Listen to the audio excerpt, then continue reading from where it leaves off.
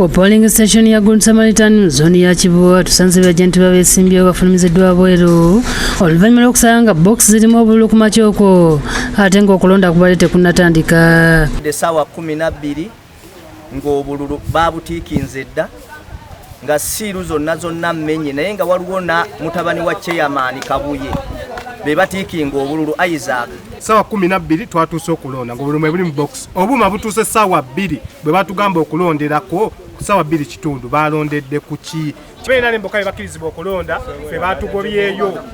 Boxes za black zibadde open neza white nga ziri open nga zirimu obululu. Tewaliwo muntu yenna ku bantu 10 abalina obeerawo abaddewo era naffe tetubadde. Abamu ku betookedde nabo bakakasizza nti si baakuteeka mikono ku bino babivudde mu kulonda kubanga bo abalonzi abaludde olulala tebalonze nga bakkirizaako ba kibiina kimu. Tetugenda kusayininga ddala fomu yonna, tetugenda kulonda kubanga already beeronze dda, tetugenda kwongereza ku ebyo. Bangobye munda muli erina ngamba it's fine. Yadde okolanga ni munda wali. Ndi agent ebintu ebimu babikole nga berekeramu ekitiibwa kuba tubawa ekitiibwa ng'abantu abakulu. Mu ggombolola y'e Nabweru embeera ebadde nzikakkamu era n'abalonzi badde bajja mu ngeri y'akasoobo. Wano abeesimbyewo okuli yeegwanyiza ekifo ky'obwammeeya w'eggombolola y'e Nabweru Kasimu Jumba alondedde kusumira Nakyesuwa Primary School n'atunyonnyola embeera nga bw'ebadde. Ekyamazima security nnyingi ndowooza abapoliisi obwedda mubalaba abamu babongootedde nabaakedde nnyo bazze kusanga 8 abamu babongootedde naawo naye tetumanyi kigenderera kuba ffe akalulu tumanyi kaaki ka mirembe. Ebyo bibeereddewo nga b'okulondesa okuli Raula Nakabuye ng'abadde akola nga presiding officer, Enjo Najjuma abadde operator n'omulala nga Diana Nalubowa abadde akola nga polling assistant ku polling station bakwatiddwa nga balina obululu obugolole. Okukwatibwa kw'abakyala bano kiddiiddayo ebyokwerinda okubasanga n'obululu obutiikinge nga ne batemeza kwa RDC w'ekitundu kyawusirwanga atuuse mu Nnambiro n'atwalibwa ku poliisi y'e Nabweru. Because they were from different stations speaking one like you are contradicting yourself. So with all due respect, quote me right.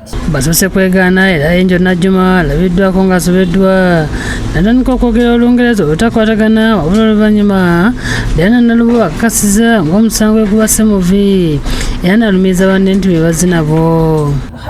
This one. Yes. So who gave you these ones? They are the ones who gave them to me. Who in particular? Ani mwennyini kuba naabo kuwadde? Amono yabaddayizo papu. RDC Lwanga tulaze ebizibiti by'obululu nga butwalibwa ku poliisi n'ategeeza nga ebaludde nga batambulira ku bantu bano okusobola okubakwata nga babbira matuvu obululu era bano abakwatiddwa bakuvunaanibwa mu mbuga z'amateeka.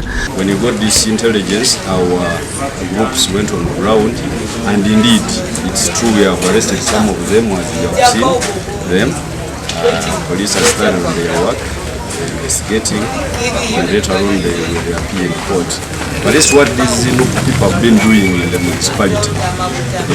Mu mbeera y'emusame w'amatovu mu kibiina ky'NRM aliko abavubuka babiri balumiriza bw'abeekengedde okubeera nga bibadde mu bigabo mu by'ojja okubba obululu. Yali mu white wali agenda.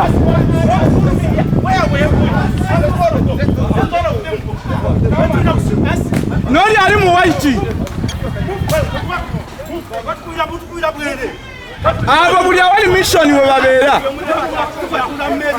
Mwekyabe ebyokwerinda baliko abavubuka abateeberezebwa okuba abakozi b'effujjo bebakutte. President Museveni yagamba abanupu babba obululu nga bagamba ab'NRM be babba obululu.